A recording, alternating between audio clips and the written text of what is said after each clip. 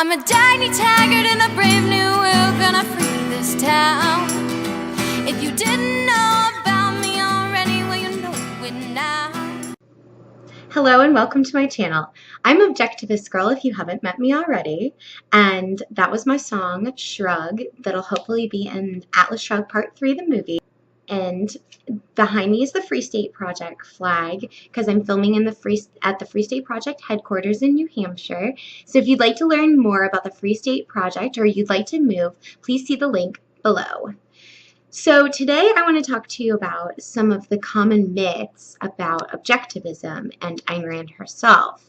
There's a lot of misconceptions nowadays about what it means to be an objectivist and what Ayn Rand meant. So we're going to cover some of those myths.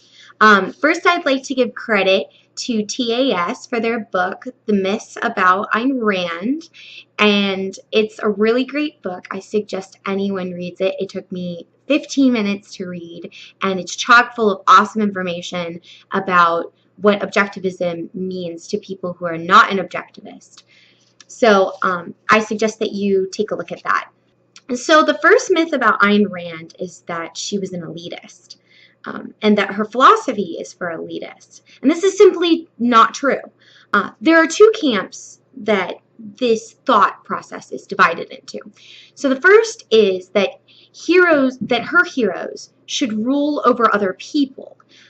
This is not true because of the fact that Ayn Rand didn't believe anyone should rule over anyone. She believed in freedom and individuality. She also believed that man is an ends in and of himself and should never be used as a means for someone else's ends. This is proven by her speech, "By my life and my love of it, I will never live for another man, nor ask another man to live for me." So this is not true. The second camp is that her heroes were morally superior to others. Ayn Rand didn't believe that any job was more important than another. She knew the value of every profession and every line of work. She knew that because the trash man comes and picks up our trash, this allows us to free up our time in order to be able to do things that we are better at. And because we function in a society, this allows us to be more productive and do more valuable things together. So she doesn't think that her heroes are morally superior. She believes that they're superior at what they do. And because of this, they deserve honor and respect. The second myth is that Ayn Rand is a conservative.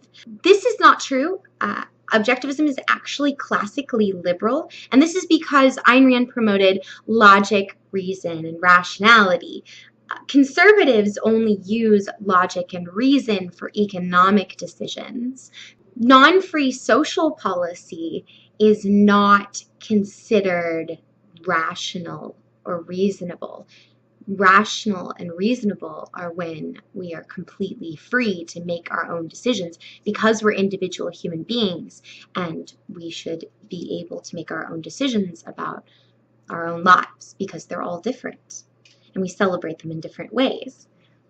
So the third myth in Ayn Rand's philosophy is that Ayn Rand promotes a dog-eat-dog selfishness.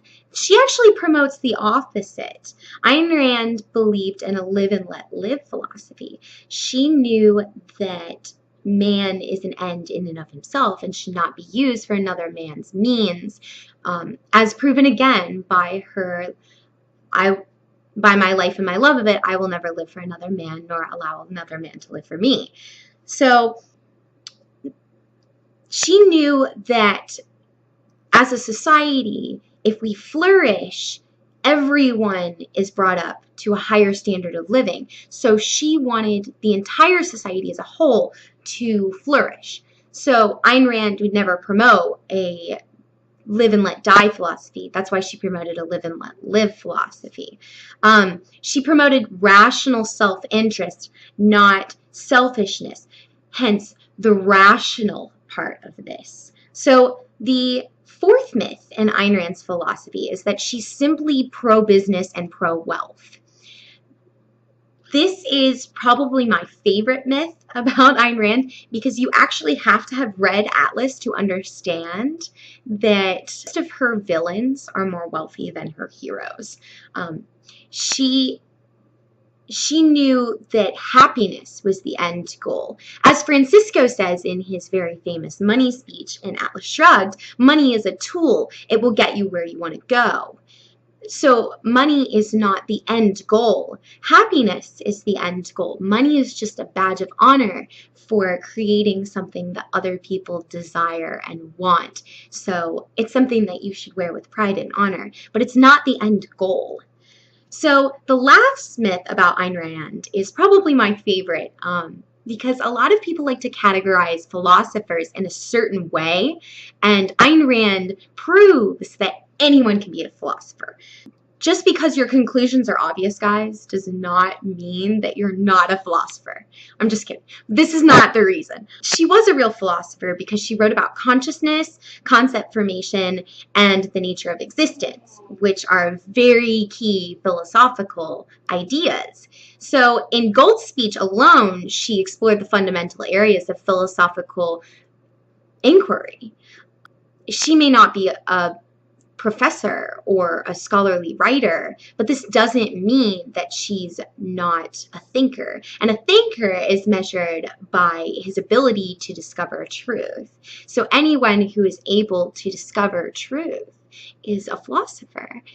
And this is why I try and promote people of any age to teach about her philosophy. Don't worry about getting it wrong.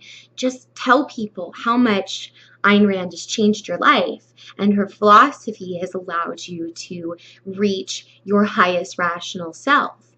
And this has created the kind of life that you would like to live. And you're always doing a good thing for objectivism when you're doing that. So that concludes all of the 5 myths. So I want to ask you guys, what are some of the other myths that you've heard about Ayn Rand? Put them below and I will try and respond to some of them. So that concludes my video for this week. Next week, we're going to start on Aristotle. I'm very excited. I have a very good joke for you guys next week.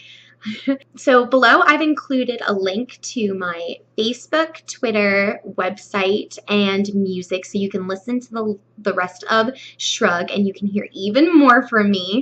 Don't forget to check out the Free State Project, and thank you so much for joining me. Remember, knowledge is not for all men, but for those who seek it. So keep seeking.